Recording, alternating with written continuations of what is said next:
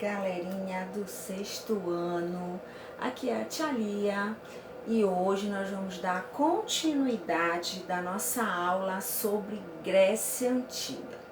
Olha só, eu fiz uns slides para vocês de acordo com os tópicos do livro, então dá para você acompanhar direitinho o que a tia vai falando dentro dos tópicos do teu livro. É a continuação da última aula, tá? Nós paramos na página que nós paramos, aqui vamos dar continuidade, ok? Então vamos começar?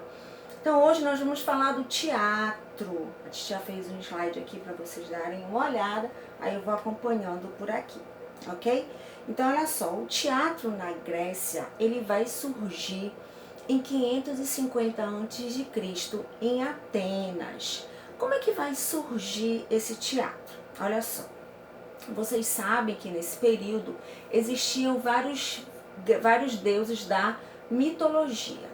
Então existia ali um festival, uma manifestação artística e festiva para Dionísio, o deus da mitologia grega, do vinho, das festas, da fertilidade, tá? Então eles se organizavam, membros ali, se organizavam para fazer essa festa a Dionísio, a homenagem a Dionísio. Então essas festas, elas geralmente eram em lugares amplos, tá? Ao ar livre, que tinha ali figurinos, tinham a música, dança, mímicas, máscaras, tá? Era como se fosse um teatro mesmo hoje, só que tinha uma diferença. Tinha a música, tinha a dança e tinha as mímicas, não tinha a fala que hoje a gente tem em teatro tradicional. Então, só que ao decorrer do tempo, aquilo foi se aprimorando, até que um membro da época, da festividade, começou então a imitar Dionísio. Então ele começa a fazer uma fala, ele está imitando Dionísio, falando como se fosse Dionísio. E isso foi se aprimorando e virou hoje o que é o nosso teatro tradicional. Então olha só, para fazer parte desse figurino todo, só poderia ser homens, só homens participavam, tá?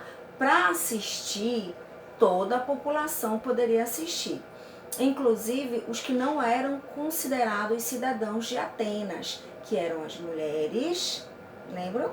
Os estrangeiros e os escravos. Então, olha só, aqui tem uma ideia para vocês perceberem de como é que eram esses teatros. Eles eram assim em forma de meia-lua, tá? Ao ar livre, com arquibancadas. Teatro, na língua grega, se fala de onde se pode ver. Então, eles ficavam nessas arquibancadas, tá? Que aqui também dá para ver, olha, as pessoas na arquibancada, e uma espécie de palco onde participavam as pessoas do espetáculo, que estavam representando, apenas homens participavam, tá? Por isso era extremamente importante os figurinos, porque caracterizavam uma mulher, um monstro, um deus grego, algo dessa forma, tá? Então existiam aí, aqui é um lugar, é um teatro que não tem ninguém, mas dá para você ter essa ideia, tá? De meia-lua, estilo palco e arquibancadas, tá? Todos poderiam ver, até mesmo os não cidadãos. Só que somente os homens poderiam participar, então, desses figurinos, ou seja, os artistas, podemos dizer assim, né?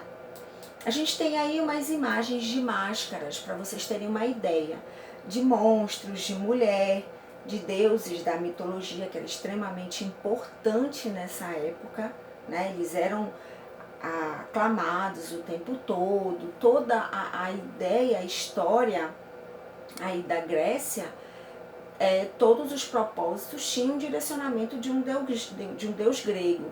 Então, extremamente importante isso aí, tá?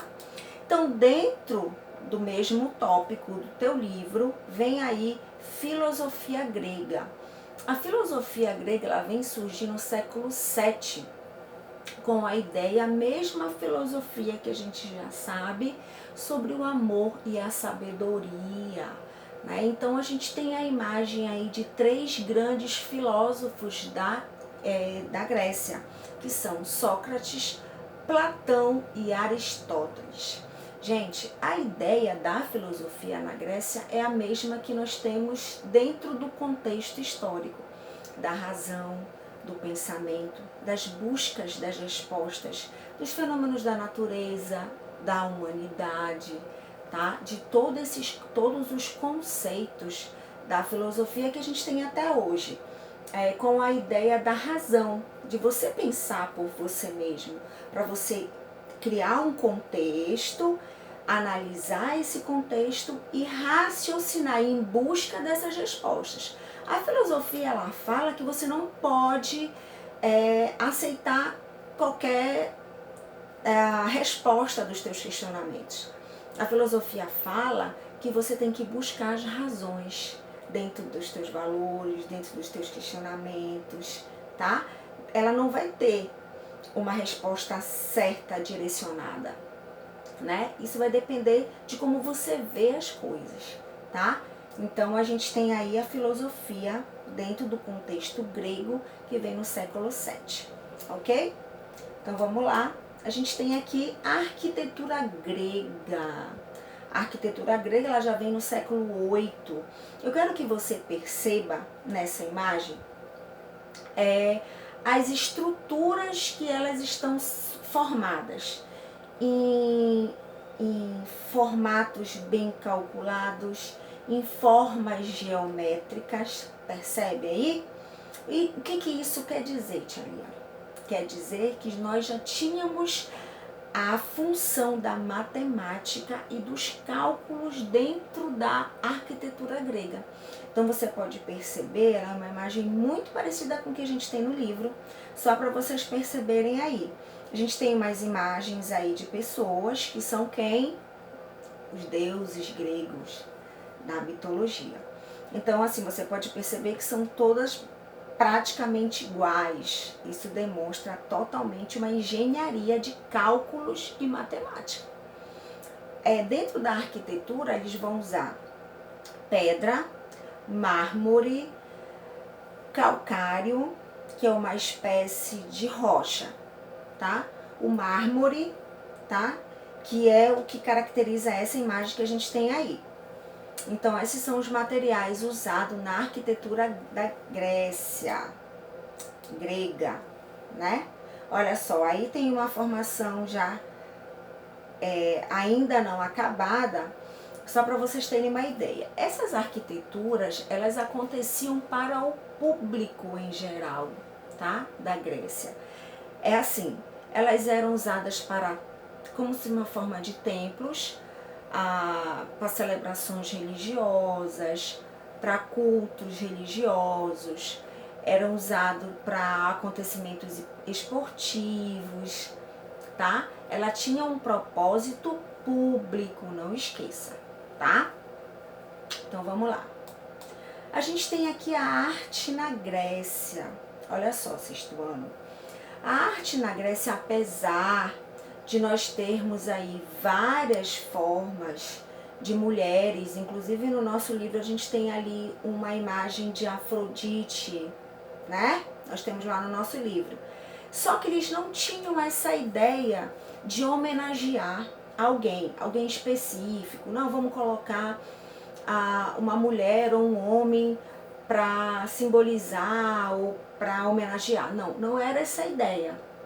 Apesar de você ter aí no seu livro a Afrodite. Não, eles tinham a ideia do ser humano, da formação do ser humano, a mulher perfeita, o homem perfeito. A arte na Grécia era algo mais profundo, tá? Eles queriam demonstrar isso. Queriam demonstrar essa delicadeza do corpo da mulher, do corpo do homem, do corpo do ser humano em forma de perfeição. Era dessa forma que eles falavam, ok? Olha só, uma arquitetura também simples, né? Essa em especial não é de nenhuma deusa, simbolizando mesmo a mulher, ok? Então, olha só, a gente também tem aí, logo depois da arte, do teu livro, a gente tem ali a medicina. Por que fala na medicina da Grécia, Tia Lia? Porque olha só, a gente tinha a ideia da medicina apenas pelos sacerdotes, eles tinham essa prática da medicina. Por que que isso surgiu justamente na Grécia? Porque como a idolatria e a fé nos deuses mitológicos era muito grande, qualquer acontecimento que tivesse, por exemplo, de doença, de algum fenômeno na natureza, todos esses processos eles direcionavam para os deuses gregos. Por exemplo, se você fizesse algo que os deuses não estavam satisfeitos, eles ficariam bravos com você e por pecado que você está cometendo, você seria punido. Essa punição seria o quê? Doenças, tá? Você adoeceria ou acontecesse coisas muito fortes, uma tempestade, ventos muito fortes. Os deuses estavam muito bravos. Nós precisamos fazer algo para amansar os deuses. Ou alguém estava muito doente, nós precisamos fazer algo para os deuses se acalmarem, para aquela pessoa ficar boa logo. Então era dessa forma que eles pensavam. Só que aí veio um homem, Hipócrates o nome dele. Ele começou a fazer o estudo da ciência e começou a ir contra essas ideias de que os deuses eram responsáveis por tudo. Então ele começa com a ideia de que as pessoas adoeciam por algum efeito de uma má alimentação, que deixava o teu corpo fraco, desnutrido, que você precisava se alimentar, que era extremamente importante a sua alimentação para que você tivesse força, para que você tivesse saúde. E ele começou também a fazer as pesquisas em relação ao ambiente, que ali naquele ambiente também poderiam ter coisas, no comecinho ali, né, que poderia fazer com que você adoecesse. Então essa ideia, ela vai acontecer também ali na Grécia. Então por isso que tem aí medicina, é um trecho bem pequenininho do teu livro, ela faz essa introdução por essa forma. Porque como ele era da Grécia, e justamente nesse período, é que vai surgir a ideia, a ciência. Até então, com os sacerdotes, não era uma ciência, tá? Eles cuidavam, então eles não acreditavam nesses deuses da mitologia. Eles diziam, não, você está doente, não é por causa dos deuses, é alguma coisa que está acontecendo. Mas a ideia de adoecer por fraqueza, adoecer porque você está exposto a algo que está no ambiente, né, uma doença por vírus, bactérias, só vai acontecer a partir daí, ok? Então, olha só, a gente falou aqui todo o nosso complemento da nossa primeira unidade, ok? Então, esperamos nos ver logo, porque a saudade está muito grande, mas por enquanto a gente se vê por aqui. Um beijo muito grande, de muita saudade. Até já!